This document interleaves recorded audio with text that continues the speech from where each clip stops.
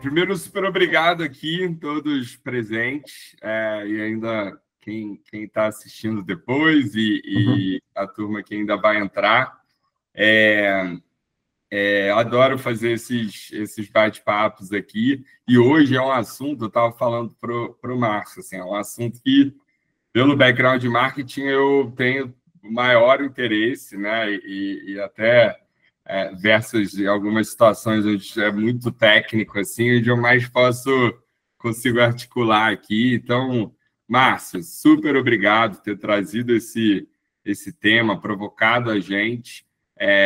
E vamos nessa, assim.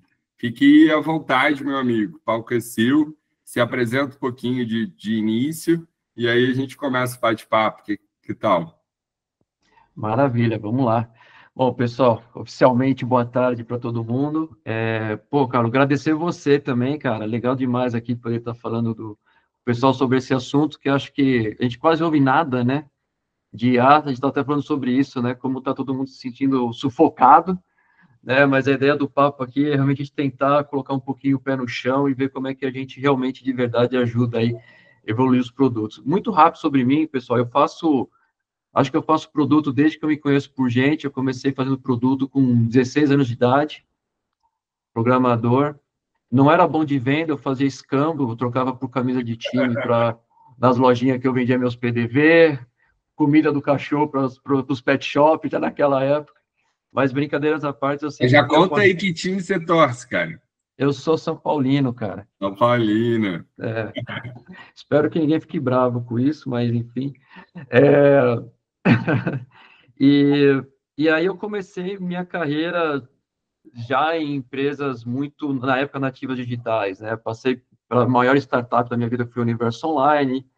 Então, eu sempre tive o prazer de trabalhar com produto, sempre adorei trabalhar com produto. E até nesse começo de carreira, era sempre legal ter sempre aquela escuta ativa de verdade, né? Então, é para mim sempre foi maravilhoso, né? E uma das coisas que eu gosto de falar, até para dar um pouco o tom aqui da conversa, é isso, que para mim o produto nunca vai ser, né, um conjunto de funcionalidades, né? Ele é um compromisso com o problema do cliente. É daí que eu gosto de partir, né? Ele é aquele ciclo infinito de escuta, entrega, aprendizado e melhoria constante, né?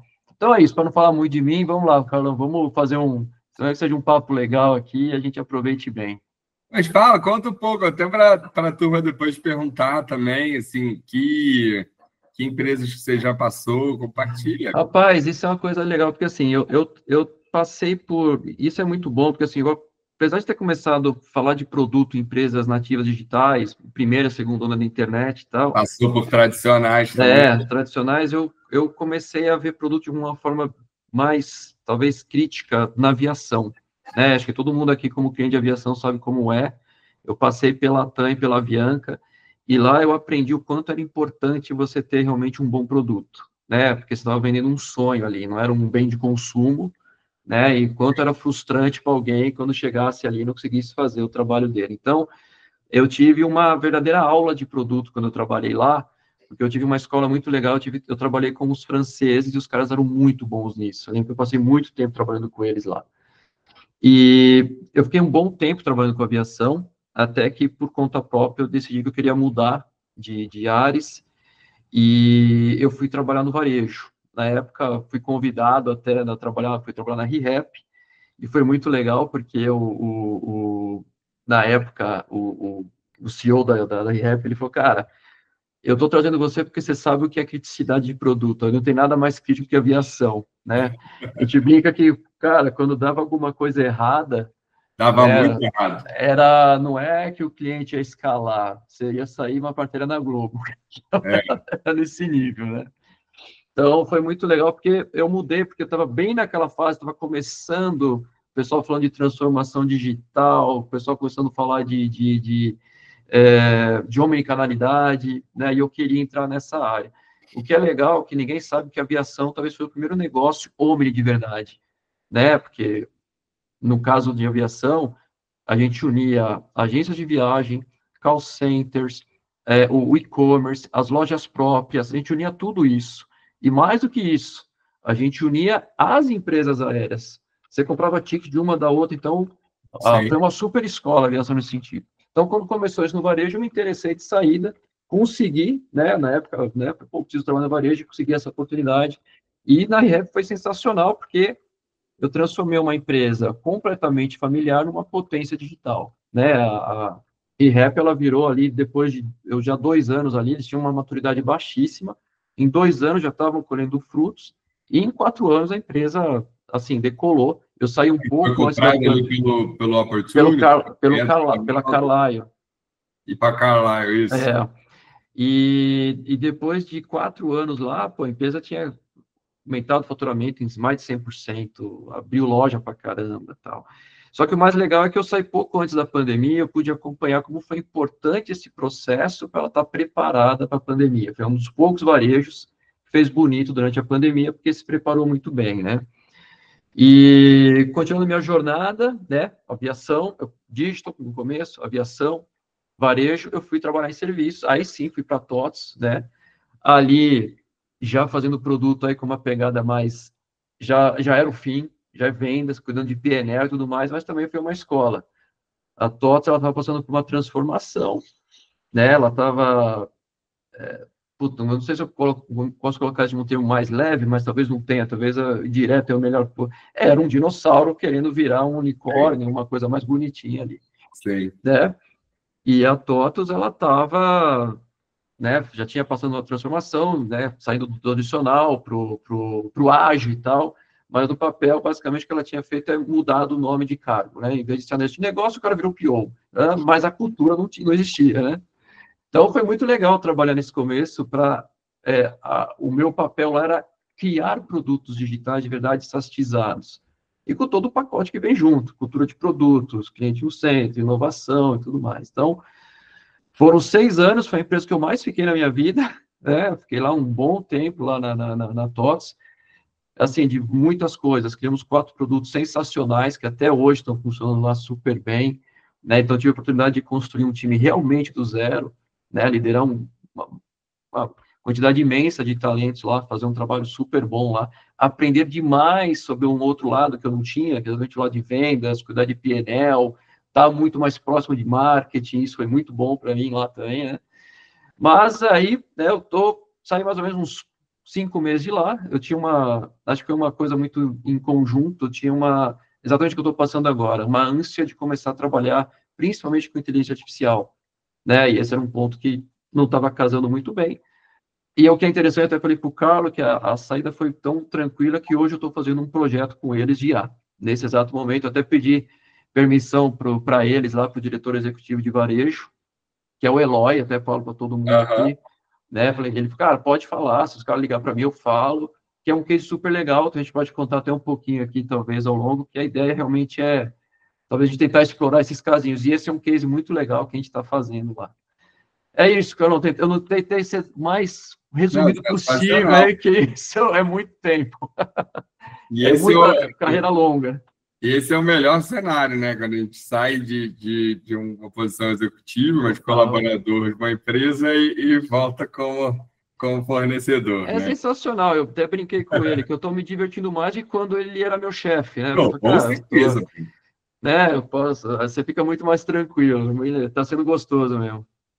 Mas uma coisa que a gente estava conversando antes, Márcio, que fiquei muito curioso, assim, para a gente começar, cara, eu tenho visto ainda e ouvido, né, de áreas de produto que ainda operam em silos, né? Porque uma das coisas que com certeza impactam o sucesso de uma área de produtos, a cultura de produtos, a gente vai falar e tal, é, o alinhamento constante, é uma conexão da área com outras áreas, né? Áreas que podem estar mais na linha de frente com o cliente, com o próprio marketing. O sucesso do produto ele não acontece se não tiver um alinhamento com a turma de saque, atendimento ao consumidor, com a turma de venda. Então, conta um pouco isso. Você sente também? Sim, bastante. Esse tá, assim, existem, né, quando eu falo de criação de produto, costumo dizer que tem 3 vícios ali que acabam prejudicando a gente, esse é um deles, né, a falta de comunicação ou trabalho em silos, né, Então, a gente, quando vai falar de produto, todo mundo aqui, eu acho que não vou ensinar aqui a missa ao padre, ouve bastante. Quanto que é importante você conectar o time inteiro, né? Desde o começo, desde o primeiro objetivo, né? Desde o momento que você está fazendo a descoberta do que você quer fazer, né? Até realmente o final, quando você está escalando já, o produto já está crescendo. E esse é um dos principais pontos no final do dia que a gente acaba tendo os problemas que acabam manchando, às vezes, um bom produto. Sim. Né? Você fez um produto muito bom, mas no final do dia essa desconexão que existe. O que o marketing precisa falar do teu produto exatamente? O que o time de vendas precisa saber do seu produto exatamente? O que o time de P&D precisa construir de verdade? Né? Então, todos esses pontos no final do dia, quando a gente fala de produto, eles ficam muito desconectados, ainda mais em empresas maiores. Por exemplo, dando o caso, o cenário da TOTS, era uma empresa gigante, e tinha muito esse problema, né, de ter essa completa desconexão entre os times, né? É muito comum, dentro de produto, você ter maior conexão no início, quando você está na tua etapa de discovery ali, né? Naquele momento, geralmente, você cria as Todo squads mundo alinhado. multidisciplinares, né? Só que dali vai se perdendo. Este é o grande problema, né? E o X é um negócio super importante, mas ele não morre no início. Então, só lembrando, pô, a gente tem que descobrir, né? A gente tem que construir, a gente tem que testar e tem que analisar. E não é só no começo, é o tempo inteiro fazendo isso, e com toda essa galera alinhada. Mas, de fato, é isso, não é, acho que uma questão das empresas que eu passei, parece que isso é uma coisa que acontece no geral, essa quebra, né, de comunicação. Cada um realmente entra no seu pedacinho, o produto já está indo bem, e ainda mais quando acontece isso, quando o produto está indo mal é diferente, mas quando o produto está indo super bem, é mais normal, as pessoas elas se isolam aí nos seus, nos seus times e tal, e não se falam mais. Só vão se falar quando acontece alguma crise, um cliente grande reclama, ou coisa do tipo, né? A gente falou desse hiperconectado, né? Mas vamos, Marcos, tentar imaginar aqui sei lá, cenário completamente hipotético do de como se parece um time de produto ideal, assim, na sua melhor versão, com maior eficiência em operação, por exemplo. E para esse time ideal, para se chegar lá, qual é exatamente o papel que a inteligência artificial hoje já tem? Sim, acho que o primeiro ponto, né, antes de chegar até na inteligência artificial, que é o ponto central aqui do nosso papo, primeiro, o time ele tem uma alta cultura de experimentação, né, Tá. a gente realmente tem uma vontade muito grande desde o começo de acertar, e para isso eu preciso experimentar. E para experimentar, outro ponto importante, não é de qualquer jeito, eu preciso de informação, eu preciso de dado, né, como é que né, eu não posso experimentar na tentativa e erro. Eu tenho que saber exatamente o que. A partir do momento que eu tenho uma ideia de se criar um produto, eu estou fazendo isso não no feeling. Eu já estou entendendo, por base de uma série de coisas, converso com meus clientes, Que olhando a meus demanda existe. concorrentes, olhando o mercado, olhando até informações do meu próprio produto ali, que existe ali realmente um nicho interessante. Né? Esse acho que é o ponto principal para você começar.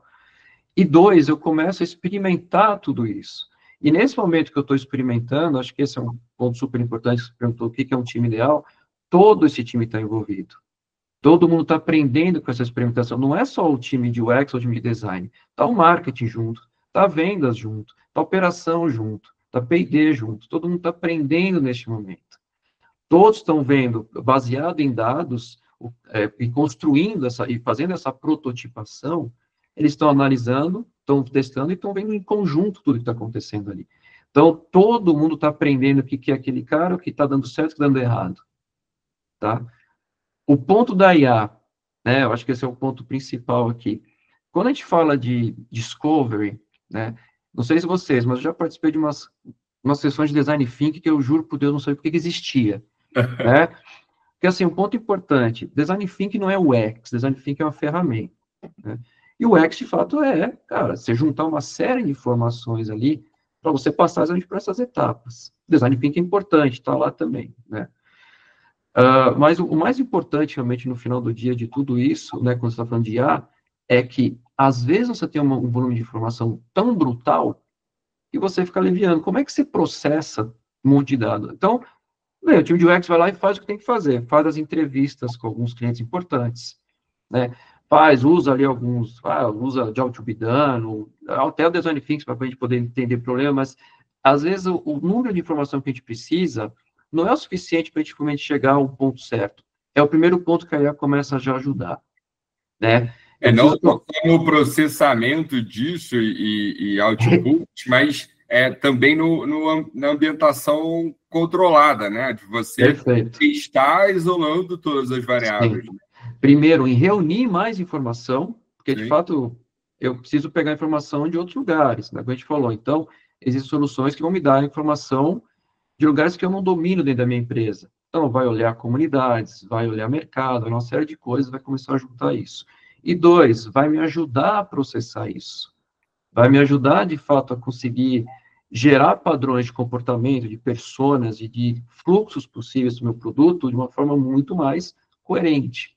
Esse é o primeiro ponto que aí a começa, já de saída, né? Transformar esse monte de ruído que a gente pode achar que está certo em música, em coisa que realmente faz sentido, né? E o que é legal disso é que você, não sei se eu estou atrapalhando, eu estou avançando, cara, você está falando um pouco de solução, putz, mas isso é muito caro, como é que eu faço isso? Vou ter que assinar um Dovetail, que é maravilhoso, realmente, para você fazer esse tipo de coisa. Mas, cara, você tem hoje todo mundo, não sei se todo mundo já ouviu falar do conceito de RAG, todo mundo fala isso, que é você treinar um Sim, sim. modelo, né? Isso já é uma coisa, já começa a ficar mais avançada. Todo mundo já conhece, provavelmente, o notebook LM, né? Uhum. Ele é um mini RAG, pessoal. Mas você pode, eventualmente, criar um projeto compartilhado na sua empresa, começar pequeno, joga todo esse tipo de informação lá, e com alguns prompts melhorzinhos, você consegue já tirar um monte de informação com o notebook LM, por exemplo. Para começar pequeno. Mas você já começa a provocar melhor, né? Ou melhor, falando, você começa já a usar um pouco ao seu favor, né? Tem muita gente que está usando e não está errado, vai lá no chat GPT, joga de qualquer jeito e pergunta, ou no Gemini, ou no Claude, seja lá o que for. Mas a questão é que você tem que ter, esse é o ponto principal, esse propósito. E mais importante, você começa a gerar conhecimento. O notebook LM, ele faz isso. Sim. Ele é o mini ragzinho. Ele já está aprendendo ali com você. Então, esse é o primeiro ponto. E dois, a experimentação. Falando ainda do Product Fit. Mesma coisa. A gente está falando um pouco disso, né, Carlos? Experimentar produto nunca foi tão fácil. Né? O pessoal vai lá, entra no Lovable, todo mundo acho que já conhece o Lovable, eu imagino. Você põe um prompt e ele gera para você uma coisa, e você fala, nossa, eu sou genial, né? Ele faz você parecer genial, né? Ele joga aquele negócio super perfeito ali e tal. Mas a questão não é a velocidade com que você gera, mas com que propósito. Por isso é importante esse primeiro ponto da IA. Eu reuni o máximo de informação e clusterizar ou padronizar ao máximo esse tipo toda essa informação que eu gerei para poder sim gerar melhores protótipos. É sensacional isso que o Logical faz, mas no final do dia, o que, que eu quero? Eu quero dar isso logo na mão do meu cliente, ou das pessoas que eu mapeei, para que eles me deem feedback mais rápido. Né? Então, esse é o grande lance. Não é porque está fácil que eu vou fazer de qualquer jeito. Não é tentativa e erro. Tem muita gente fazendo tentativa e erro, e por isso que às vezes se frustra um pouco a IA. Puta, eu não estou chegando a lugar nenhum. A forma de fazer produto não mudou por causa da IA. Ela está só amplificando, né, e fazendo com que você faça direito usando essas ferramentas, né? Falando aí da questão do Product Fit, especificamente. Mas mesmo, Márcio, você testando para caramba, experimentando para caramba, já teve caso, e aí história sua, na sua carreira, que se lançou um produto e logo ali nos primeiros momentos se viu que, na verdade, era uma outra coisa completamente diferente e aí aquele propósito inicial ele mudou Sim, rapidamente. sim. Não, isso acontece. Assim, a gente, né, eu acho que o grande ponto que acaba acontecendo, assim, falando da nossa vida de produto como ela é, todo mundo sonha com MVP, né? Vamos fazer o MVP, vamos fazer o que é o necessário para a gente conseguir gerar valor para o cliente, né? Eu brinco que a gente, no final do dia, muito por conta de como a gente começa, a gente não faz produto, a gente faz projuto. A gente faz projeto com cara de produto. Né? Então, é o projuto. E aí, lógico, no final, o que vai acabar acontecendo é que você vai começar a descobrir que aquilo que você achava que ia ser o máximo não é o máximo. E aquilo que você não dava nenhuma bola é que o cliente está gostando mais. Né? E é exatamente o que acaba acontecendo. Ou o público que teve maior aderência era É, público que você nem imaginava. nem imaginava. Então, o primeiro ponto é, bom, você saiu teoricamente errado. A chance de acontecer isso com você é gigantesca. E na maior parte da minha carreira, cara, isso aconteceu bastante, infelizmente. Por mais que a gente achasse que a gente estava fazendo a coisa certa ali, no final do dia você acaba aprendendo ali que, poxa, 30% que a gente construiu não era tão necessário assim, né? E dois, um relatório que talvez a gente não deu a menor atenção, talvez era o mais importante ali, de fato, para o cliente. Dá um exemplo aí, um produto fiscal que a gente fez, que era basicamente isso. Os clientes, no final do dia, a maioria dos produtos que eu trabalhei, eles eram produtos meio, né? Então, vamos fazer a integração depois com o RP do cliente e tal. E nesse caso específico, o que a gente percebeu? Esse relatório, por exemplo. Pô, o cliente tem isso no RP. Ele não precisa usar aqui dentro do meu produto. E no final do dia era a feature que ele mais usava, porque ele não queria sair da tela, ele não queria ir para o outro sistema, ele queria ficar ali, né? E a gente veio perceber isso, infelizmente, da pior forma, né? Quando o cliente começa a reclamar, mas o relatório não funciona, está faltando dado. Lógico, ele não foi pensado para aquilo. Né? A gente não pensou realmente naquele relatório, na forma de atender, de fato, a necessidade do cliente para aquela função específica. Ele já tinha no RP. A gente nem pensou que, na verdade, ele... E esse é um ponto importante. Ele gostava tanto da nossa solução que ele não precisava do RP. Ele queria estar só lá. Então, a gente aprendeu da pior forma. Né? A gente aprendeu, lógico. Esse não é errar, esse é bater com a cara no muro. Né? A gente não previu isso. Né? A coisa aconteceu desse jeito. Onde é que a IA pode entrar nisso de verdade? Esse é um ponto super legal. Né? Uma das coisas super interessantes para a gente, quando a gente fala de produto, é você estar ouvindo em tempo inteiro o teu produto e o teu cliente. Né? E o produto, ele te conta a história também. Ele deve contar a história para você. E o teu cliente também, ele está o tempo inteiro contando coisa ali para você. Uma coisa super legal que a gente tem agora a possibilidade de criar é unir realmente essas duas coisas, quantitativo e qualitativo. Né? O que de fato está acontecendo no meu produto e o que meu cliente está falando do meu produto. Né? Então, num cenário desse hipotético, por exemplo, né? Existem algumas soluções, talvez mais simples, não é para esse fim, mas o GA4 do Google, eu sei que ele é mais marketing, mas você pode, realmente, usar ele para você poder fazer um rastreio do que teu produto está fazendo, né, que funcionário está usando. Mas existe um cara que também está mais simples hoje de fazer, que chama Amplitude, que é do Amplitude AI, que é do Bedrock. Esse cara é sensacional. Ele tem um SDK, onde você mapeia todo o teu produto. Então, de novo, tá, gente? Eu sei que eu estou falando essas palavrinhas, mas não é rocket science mesmo. É muito mais simples de fazer com esse cara. E você consegue ter ali uma telemetria muito fina do teu produto, de tudo que está acontecendo, né? Quanto tempo o pessoal está passando em cada rotina, o que está sendo mais usado. E o que é legal depois disso é você conectar, aí a parte do marketing que o Carlos gosta, você pegar um community growth tipo um Como Room, onde você começa a perceber que teu cliente está falando de você.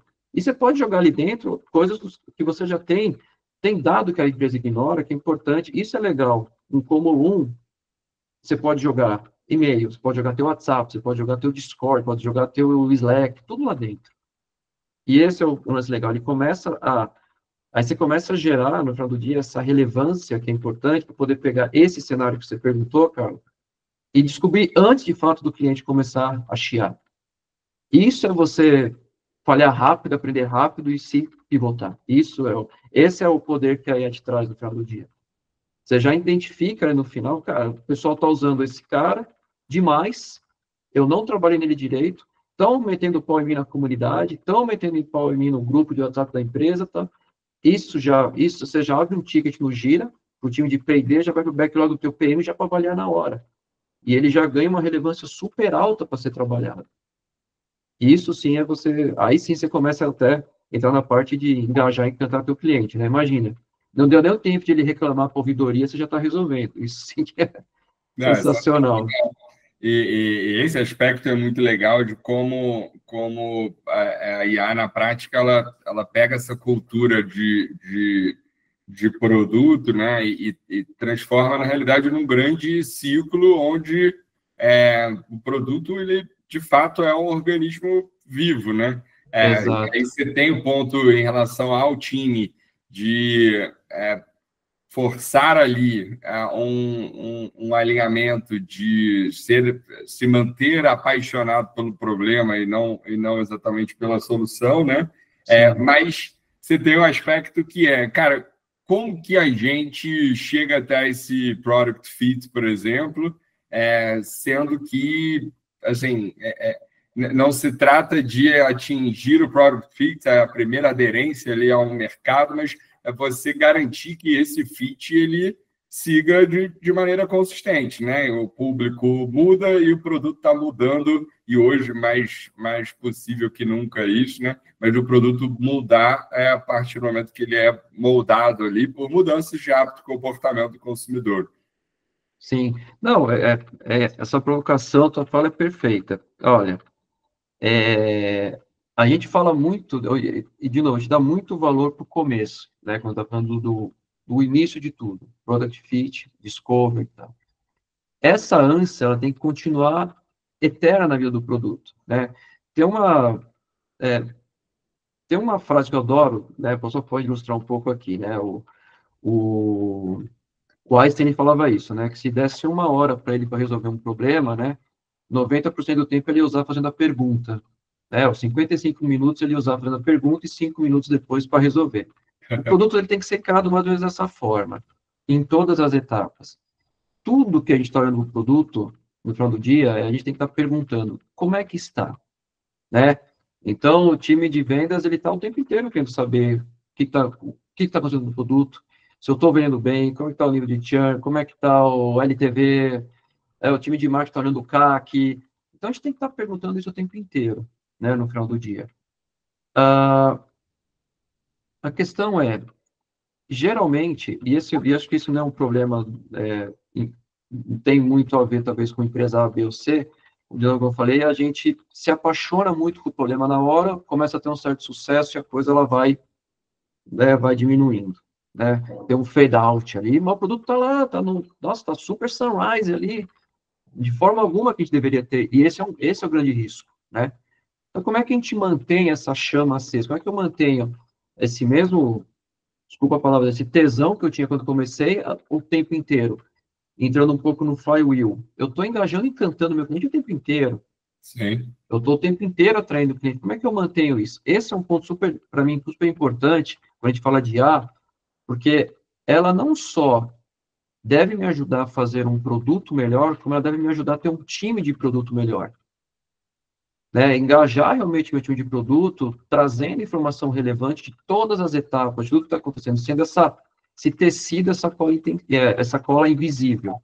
Então, pô, é o tempo inteiro, por exemplo, como a gente falou do exemplo lá, Carlos, o que é um PLG? Pô, então é um produto que, no final do dia, ele tem... eu crio ele pensando, de fato, para que ele se escale sozinho, para que o cliente não tenha barreira de entrada, para que ele consiga já usar e perceber valor sem muito esforço de venda. Ele se vende. Por outro lado, a gente sabe o que é importante, né? Aí, você que é de marketing, você envolver as duas escolas, tanto Sales quanto o PLG. E numa outra pegada, né, juntando o inbound, outbound no outbound. Como é que você faz isso quando você não tem nenhum tipo de ferramenta fazendo isso para você? Esse, para mim, é um dos lances mais espetaculares que a IA pode te ajudar. Então, a partir do momento que você está o tempo inteiro olhando dentro do teu produto o que está acontecendo com ele, né, você pode também criar gatilhos para o teu time de venda trabalhar, por exemplo, de forma mais acurada num grupo de cliente que usava muito bem um produto e depois não está usando mais. Ou clientes que são muito importantes, que tinham um nível de receita muito importante e, de repente, estão caindo. É um sinal importante de churn, né?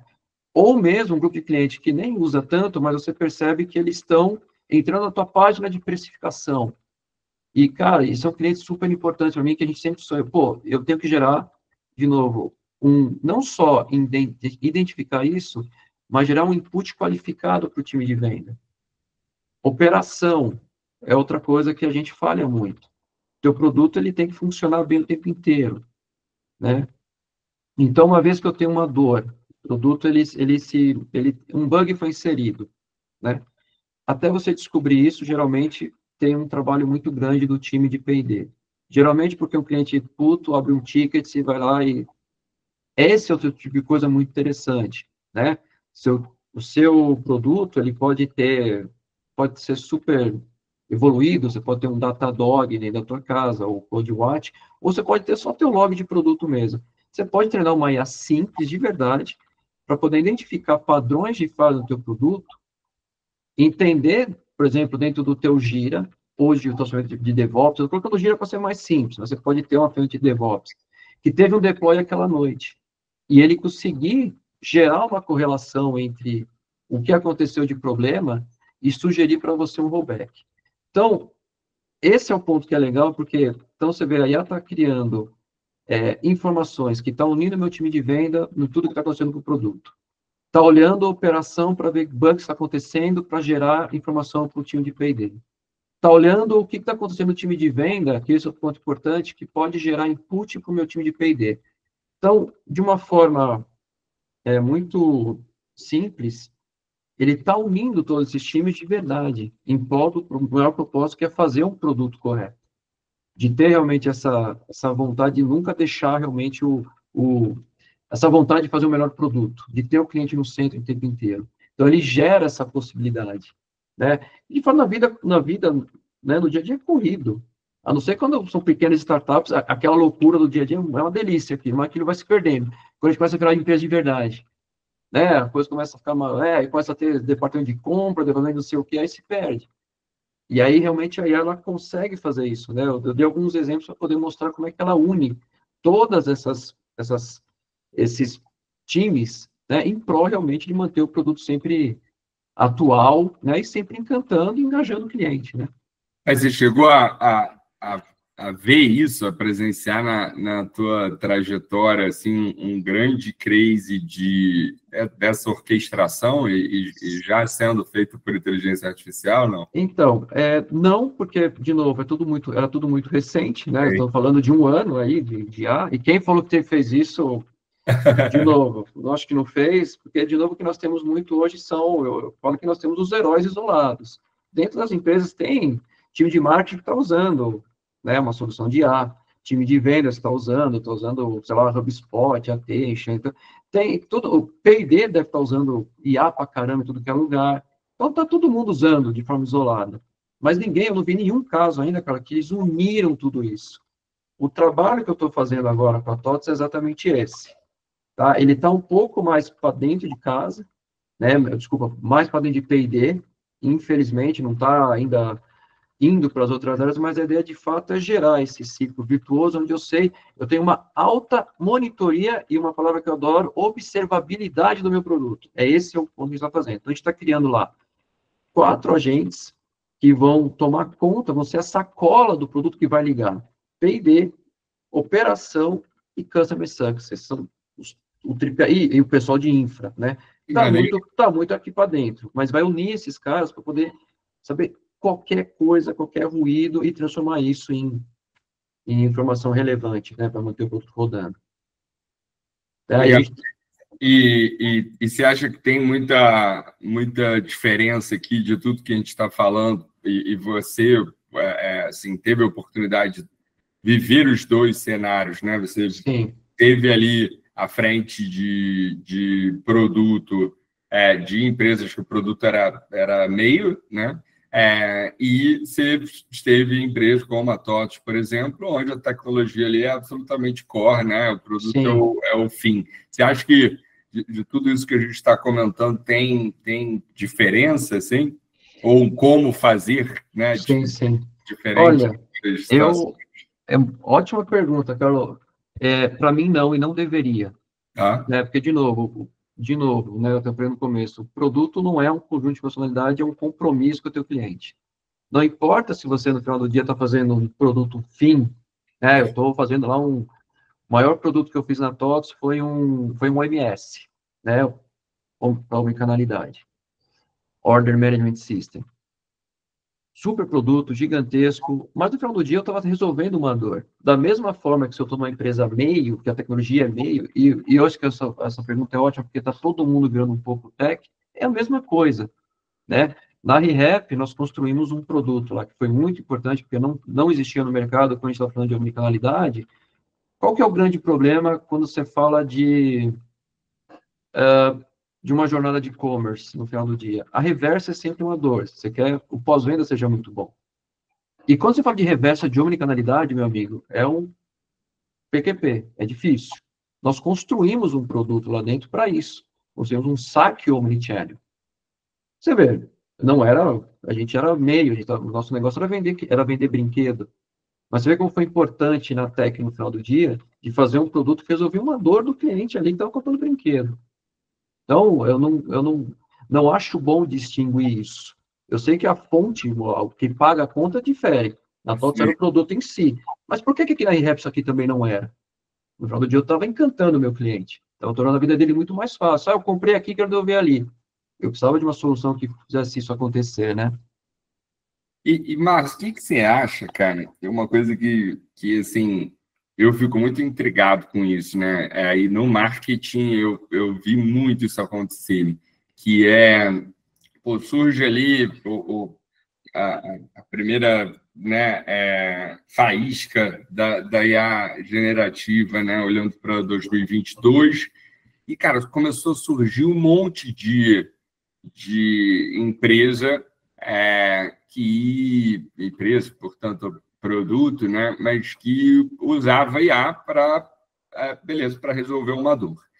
Só que são empresas que, numa atualização última da Meta, morreram, né? Assim, perderam a razão de existir. Você tinha empresas ali Sim. que usavam inteligência artificial para, cara, fazer uma análise de criativo de mídia, em teste AB, etc. Eu tinha outra empresa a Pareto, que foi muito emblemática, né? Uma agência inteira de performance de mídia que usava ali para o próprio buying, né? Agentes de IA, e, cara, hoje a Meta, o algoritmo da Meta concentrou toda essa aquisição de mídia, é uma empresa que deixou de existir. Então, acho que quando a gente fala assim as barreiras hoje, né, do ponto de vista de tecnologia, elas são muito menores, né? Elas se tornaram Sim. muito menores. Antes do que a gente tinha, sei lá, 5 anos atrás, captar R$ 1 milhão para lançar o produto, o MVP Mequetrefe aqui, assim, hoje se faz com uma facilidade absurda e numa velocidade absurda. Então, assim, isso, a priori, é uma coisa positiva, né? No entanto, como que a gente cria produtos hoje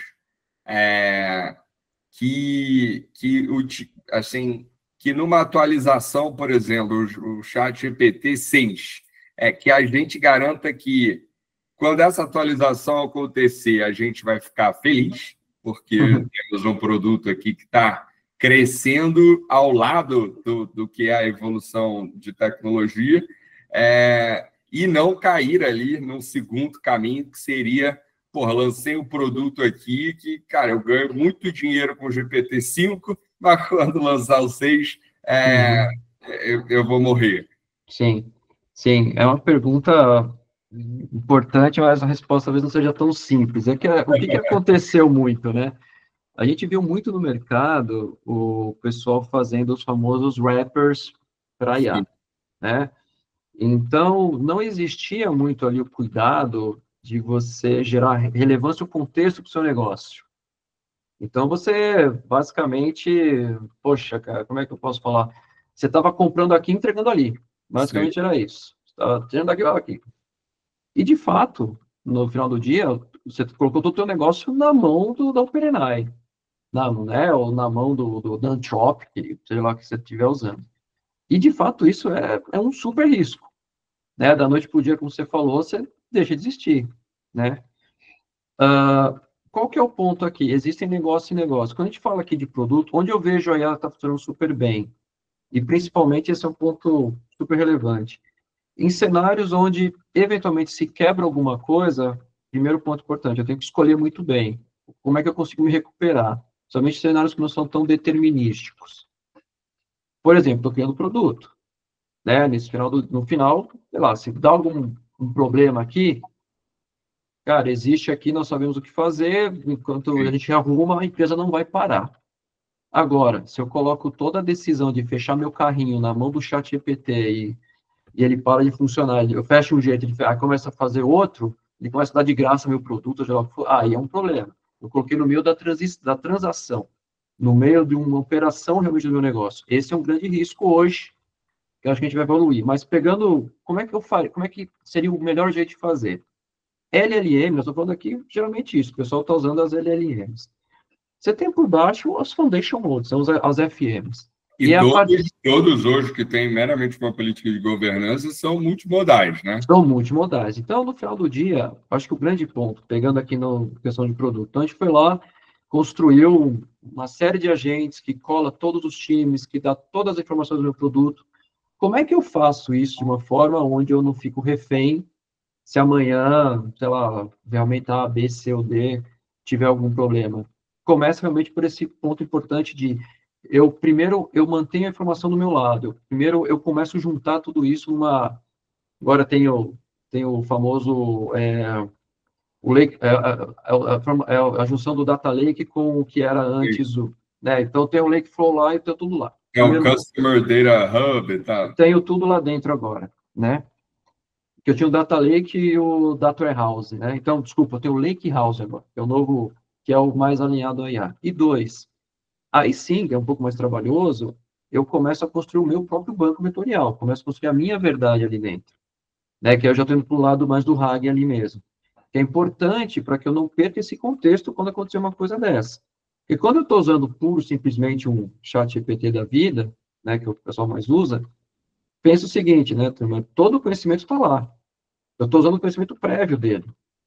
Está tudo lá. A partir do momento que ele muda a forma de pensar, ele vai começar a dar outras respostas. A partir do momento que eu tenho dentro de casa, primeiro, todas essas informações garantidas ali.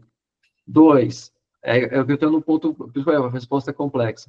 Todos os evals importantes para garantir um comportamento correto sobre o meu negócio. Que você entra na parte de evaluation ali. Aí sim eu fico menos refém desse tipo de situação. Quer dizer, pode haver um impacto? Pode. Eu minimizo. O risco vai existir. Pode existir ali, mas eu minimizo bastante, né? E dois, um ponto super legal, né? Agora você tem o protocolo MCP, que agora eu brinco que é o SB da IA, você pode testar vários modelos agora no final do dia, você não fica refém de um só. Esse é o lance legal de você fazer uma arquitetura desse jeito. Então, assim, uma resposta um pouco complexa, assim, que eu acho que não elimina 100% o risco, mas se você fazer esse tipo de situação, esse tipo de arquitetura, você consegue minimizar bastante. Perfeito. E gente, vocês têm dúvidas, assim, a Bruninha já comentou aqui no chat, mas, sim, deixá-los também muito à vontade para, não só perguntas, né, mas fazerem comentários, enfim. E uma coisa que a gente estava conversando, né, Márcio, que a IA trouxe beleza, um transtorno de ansiedade generalizada, né, na sociedade, que faz com que a percepção sobre go-to-market e time-to-market tenha ficado muito diferente, né? Assim, não, preciso lançar o quanto antes, etc. Ou o outro cenário que cara, o que eu faço com todas essas informações hoje em tempo real? Porque eu trabalhei, por exemplo, em empresas como o Globo e trabalhei em empresas como Remessa Online. A Globo era um Titanic, né? Qualquer coisa para mudar ali, você tinha que virar o navio, levava tempo, era burocrático, etc. Na Remessa, eu já achava que determinadas mudanças eram rápidas demais, né? Você tem ali de fazer uma reunião, cara, não, vamos aqui ir para uma estratégia X. Aí, pô, 2 semanas depois, cara, eu assumi aquilo como verdadeiro, mudei a estrutura inteira para a gente andar em direção a X. Aí, 2 semanas depois, não, agora é Y. Eu falo, não, gente, só,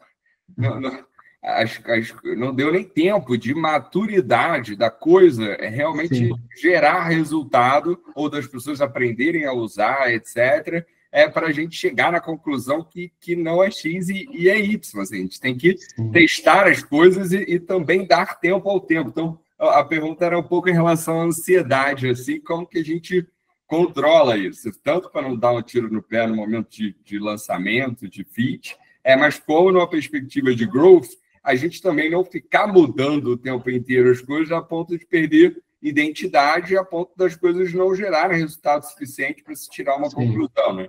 Sim. Talvez esse não seja um desafio muito grande, cara, porque assim, vai exigir muita maturidade no time, porque de fato, quando você falou, essa ansiedade, e agora porque eu posso ser rápido, porque de fato, né, a gente como produto, a gente quer ser o mais rápido possível, né, a gente quer lançar o mais rápido possível, a gente quer pegar feedback o mais rápido possível, mas no centro de tudo isso sempre é o propósito. Então, para que eu estou fazendo isso? Que problema de fato eu estou resolvendo, né? Como você falou, no Remessa, ou né, em empresas que não são Titanics, como o Global, como eu estava na TAM, mesma coisa, na TAM me frustrava, né, às vezes, putz, eu queria fazer uma mudança, cara, tinha que pedir, quase que protocolar 3 vias do pedido, aí já era, já perdi o tempo, né? Em empresas menores, é aquela coisa, todo mundo junto, e aí tem a vontade. E a IA só potencializou. Cara, puta, cara, agora ficou muito fácil, muito rápido, a gente vai, altera. Mas, de novo, tá, Carlos, acho que tem que existir o propósito no final do dia, não tem muito jeito. Né? Como é que você tira o brinquedo da criança? Cara, você tem que cuidar desse brinquedo aqui primeiro, depois você ganha outro, não adianta. Brinque com esse mais, veja se ele está certo, veja se faz sentido, depois a gente compra outro brinquedo. Né? Não tem muito jeito, é maturidade do time, né? Aí ela pode ajudar no sentido de trazer informação mais rápido daquele cara e falar, tá vendo? Olha, a gente ia se quebrar aqui. Ou, tá vendo? Isso aqui ficou bom o suficiente, isso que você quer agora não faz mais sentido. Talvez ela ajude até um pouco a controlar essa ansiedade, mas exige muita maturidade mesmo do time, não tem muito jeito. Manda bala, Matheus! Bom, quando eu vi o título desse encontro, Márcio, né, a IA mudando a regra desse jogo, eu me deparei com uma perspectiva um pouco diferente daquela da descrição, porque o que eu tenho vivido nos negócios que eu estou envolvido, nos produtos que eu participo, é algo que já acontecia, mas a IA agora parece que está mudando o jogo, né? Então, para dar um contexto melhor aqui, há muitos anos atrás eu trabalhava numa fábrica de software, a gente tinha contratado um serviço de uma empresa que fornecia as informações para a gente sobre as licitações, né, que o governo vinha fazendo, e a gente assinava esse serviço e recebia todo dia, via e-mail, uma listagem das licitações, que eram do nosso interesse. E a gente tinha que ficar garimpando no e-mail, selecionando, essa eu quero, essa eu não quero, essa eu quero, não quero.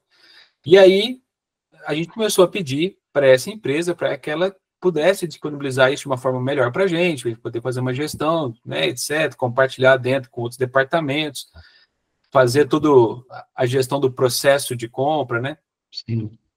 E aí essa empresa nunca fazia isso porque não era o foco. A fábrica de software, então, criou um projeto internamente que lia esses e-mails e trazia para um banco de dados e fez todo um sistema de gerenciamento de licitações, etc, etc, etc.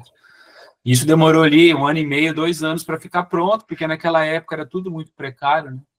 A gente ainda não tinha nem métodos ágeis disseminados no mercado, então era um outro contexto. Hoje, nos produtos que eu tenho lidado, o que está acontecendo é que clientes desses produtos que sabem muito menos de tecnologia estão usando IA para implementar features, funcionalidades que eles não encontram no produto. Então, eles não dão feedback, eles não pedem, mas eles implementam rapidamente com a IA consumindo API ou consumindo mesmo os dados, né, da tela do produto.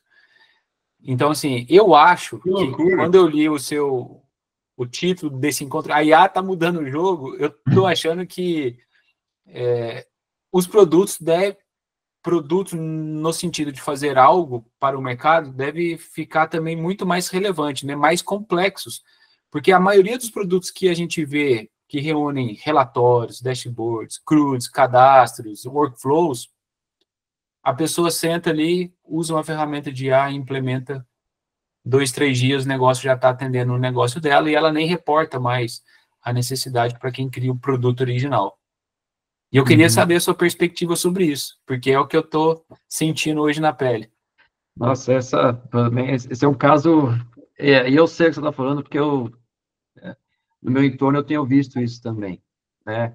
Então, não é nem mudar a regra, né? Aí você dá uma rasteira na regra, né? Então, você vê o que está acontecendo. Eu tenho um caso aqui, colega, por exemplo, que ele está usando, por exemplo, a plataforma da Vtex para fazer análise de distribuição. E é uma coisa que ele pegou ali super fácil e está gerando dinheiro com isso. Tá certo, tá errado? Esse é um ponto realmente muito complicado. Quer dizer, você conseguir fazer de forma muito rápida, como você falou, em vez de eu pedir a feature para o dono do produto, eu vou lá e construo uma série de coisas em volta. O que eu espero que aconteça, Matheus? Esse é um caso muito, muito complexo, tá? E aí é futurista demais que eu vou falar aqui. Acho que eu até conversei há um tempos atrás no grupo lá da Vanguarda. Eu vejo realmente primeiro, esses caras estão fazendo isso, eles estão no risco que o Carlos falou, primeira coisa. Que eles estão realmente colocando muito do negócio deles em cima do MLM. E se tiver algum problema depois, eles vão quebrar. Diferente da empresa séria, que até pode usar IA, ela vai tentar ser o máximo correta, determinística ali, para que a coisa funcione, né? Mas o que eu acabo vendo que pode começar a acontecer, né, no futuro, é que, assim, tem um lado bom e um lado ruim disso, né? Cada vez mais você vai ter empresas construindo mini agentes, que você pode chamar de micro SaaS ou coisa do tipo, resolvendo pequenos problemas. Isso é saudável. Então, por exemplo, em vez do meu cliente comprar um RP gigantesco, ele precisa de 20% ou 30% dessa solução, né? Ele vai conseguir, eventualmente, comprar pequenos agentes ali que resolvem a dor dele, né? Tem um grande problema aqui que eu não sei como é que isso vai acontecer, como é que você governa tudo isso? Porque esse é um ponto que eu vou deixar para o futuro. Como é que você vai governar tudo isso? Como é que você vai manter isso relevante, né? Teu negócio, e tem questão de segurança nem se fala. Então, assim, o que eu vejo nesse contexto que você falou, Matheus, não tem uma resposta correta para isso. Essa galera realmente, são dois riscos aí. É o risco dele, mas risco mais grande de quem está comprando e está usando. Porque, de fato, é isso. Ele está depositando a confiança dele em cima de uma coisa que pode quebrar amanhã, né? Que é uma coisa marginal a todo o contexto de negócio, que é alguém que pensou uma solução, mas é de fato. Isso sempre existiu, tá? Eu vou dar um exemplo na TOTS, por exemplo, a gente sofria muito com isso. Não era IA, não era AI, mas a gente tinha isso também. O pessoal pegava dados do banco de dados e construía um monte de penduricalho em cima dos nossos RPs. Certo ou errado? E, cara, nem tinha IA, tá? O que a gente recebia de ligação? Eu tô com um pau aqui, não tá funcionando, você ia ver. Não tinha nada a ver com a TOTS. Era o pau do produto do cara terceiro, que não era nem homologado pela TOTS, estava dando problema. A questão acho que é o ponto que você trouxe, é que a IA está acelerando esses caras agora para diabo. Está muito mais fácil. Assim, não tem uma resposta muito certa aqui. A TOTS não podia impedir o pessoal de fazer isso ou o cliente de usar. Acho que aqui é uma coisa mais ou menos parecida. Eu espero que a coisa, porque nós estamos talvez numa fase meio velho oeste nesse momento, que a coisa se ajuste em algum momento, né? Mas não tem acho que não tem uma coisa aqui muito certa ou como evitar isso. Acho que, de novo, vai ser mais maturidade mesmo do negócio com o tempo. A gente vai chegar no dia que a API vai ter um ECAD que, da mesma forma, pega ali os direitos de fonograma, etc., que é propriedade intelectual, e distribui. A API vai ser igual isso, cara. Vai ter que ter alguma forma, né, de traçar. Sim. O negócio ganhou tantas camadas, cara, esse recurso aqui, que tem que ser de alguma forma distribuído entre a cadeia. Sim, né? É verdade. Fala, Bumba. Desculpa a demora, estava em reunião até agora. Imagina, grande mestre Bomba. Muito obrigado, Pedro. Como a última Vanguarda em Foco, eu tive a honra de ser conduzido pelo Carlos Tio. Eu entrei aqui, entrei no momento que o Matheus Haddad fez a pergunta dele, então eu só vou dar uma apimentada nessa pergunta, e antes eu vou até fazer um meia-culpa, né? Com a entrada da IA, a gente vive um mundo em que as opiniões têm prazo de validade. Há um ano atrás, nos grupos de TI, meu passatempo preferido era brincar de IA com a pergunta: você conhece o Mário? Né? Então, assim, dá uma quebrada de gelo até para criar um contexto para vocês. Então, até mostrei fontes, por exemplo, fonte meu de 5 linhas de código, a IA dando exemplo com 40 fazendo a mesma coisa, né? E hoje eu me vi numa situação, meu irmão está iniciando agora um PhD em Química, e ele simplesmente monta todo o rascunho dos materiais que ele precisa apresentar para o orientador dele, e uma ferramenta, não sei se é da Microsoft que ele usa ou da Google, já monta um PowerPoint para ele, já impecável. Ele faz 2, 3 ajustes, o que ele levava antigamente uma semana para fazer, hoje ele está fazendo em 2 horas. Então, aquele meu humor negro de um ano atrás teve um prazo de validade muito curto, porque realmente a gente sabe que existem boas soluções hoje, IA, na verdade, é um ecossistema. Nós estamos falando de machine learning, estamos falando de um monte de coisa que a gente resolveu batizar de IA, mas 500 soluções que já existiam e a gente colocou num pacote só. Temos aí geração de clipe no Google Vel, que é maravilhoso. Mas como eu falei de governança da última vez, eu tenho presenciado isso no meu dia a dia, tá? Como eu tenho minha carteira de clientes, o que mais tem hoje em dia é: Bomba, eu preciso de ajuda. Olha, a solução para o teu problema é essa. Ah, mas o ChatGPT fala que não é. E aí, aquela coisa, eu me deparo muitas vezes tendo um trabalho de convencimento com pessoas inexperientes, que, meu amigo, eu estou na área desde 1989, e, desculpa, o ChatGPT nasceu agora, eu acho que é melhor você confiar um pouquinho mais. Então, acrescentando o que o Matheus Haddad falou, e olhando do ponto de vista de governança, tá? Eu entrei para fazer uma pergunta, porque eu li isso hoje no grupo de TI e não respondi. Um cara, não fui eu, falou: daqui a um ano vai abrir muita vaga de code review. Ele falou isso. Então, na tua visão hoje, já está na hora das empresas que estão criando bons produtos de IA criarem também disclaimers, criarem políticas e, de repente, educar e deixar claro que existe uma fronteira que não pode ser ultrapassada? Já está na hora da educação, ou a gente ainda precisa manter um pouco mais de hype para monetizar essas empresas? Eu estou falando do ponto de vista de empreendedor também. Sim.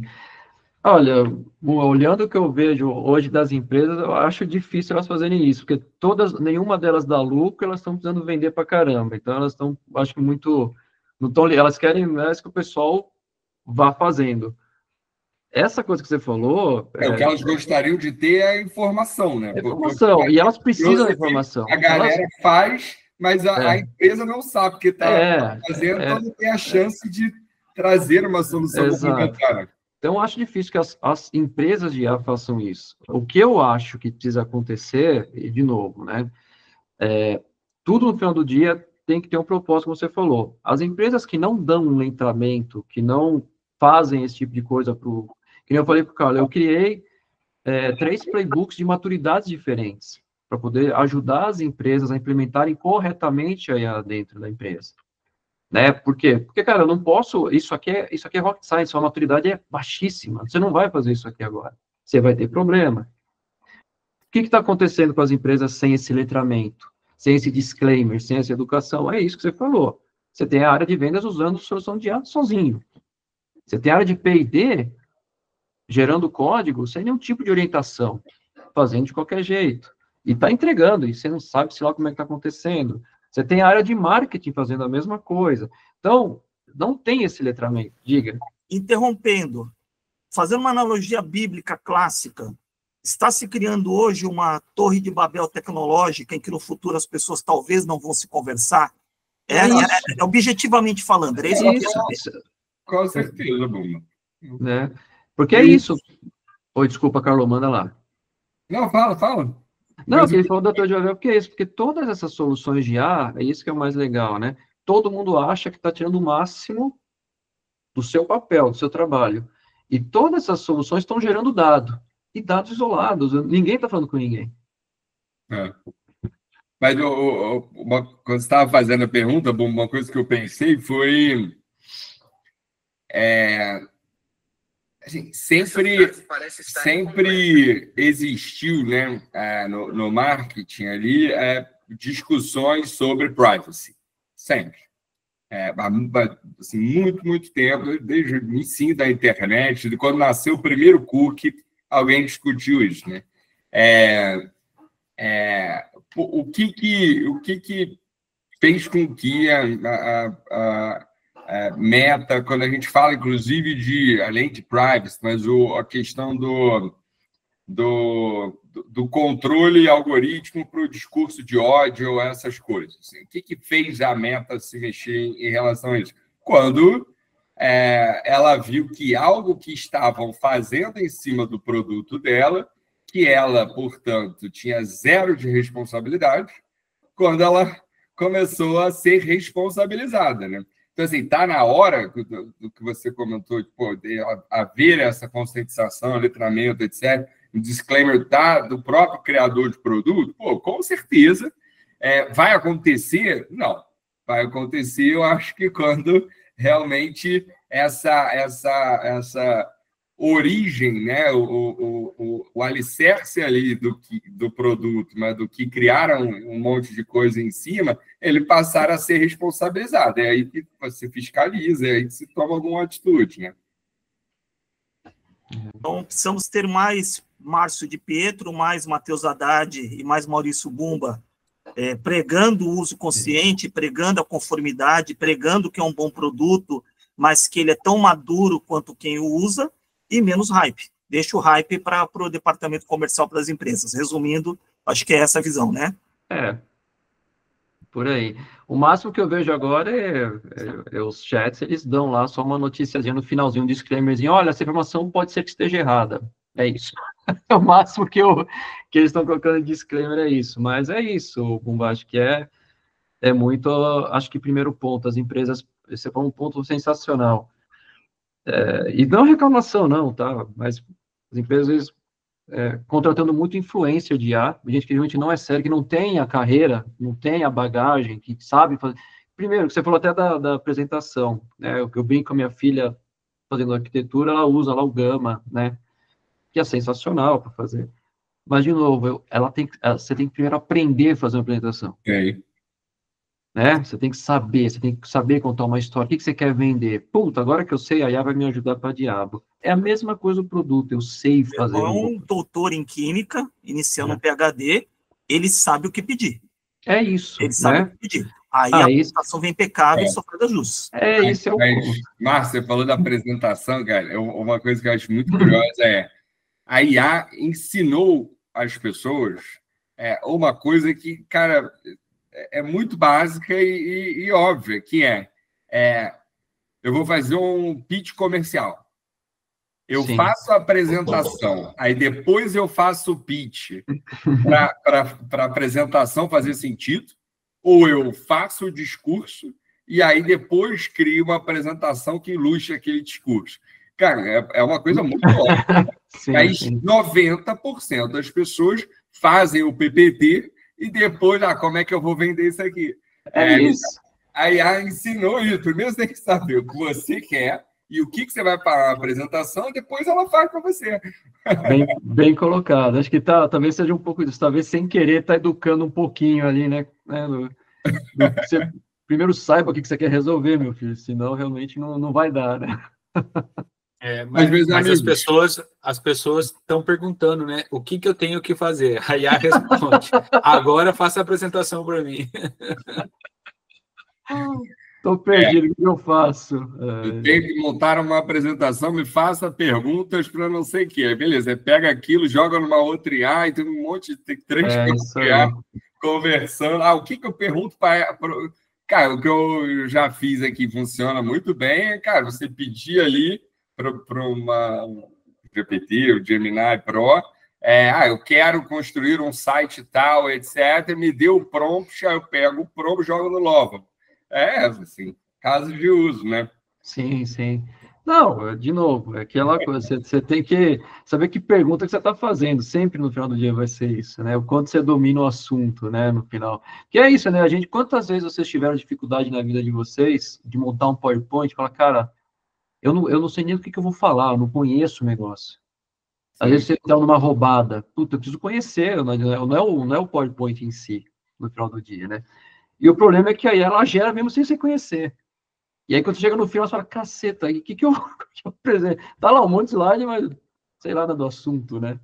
Então, esse é o grande problema aí, realmente, no final do E é o dia. problema de, quando a gente fala de desenvolvimento, de copilotos, ganho de produtividade, o que a gente vê no júnior pleno ali, assim, quando você não sabe exatamente o que você quer, qualquer coisa que te entregam né, assim, o paradoxo da Alice, né? usar isso. Daí vem a tendência de se usar ele como muleto, porque também o copy-paste já existe há muitos anos, mas agora intensificou.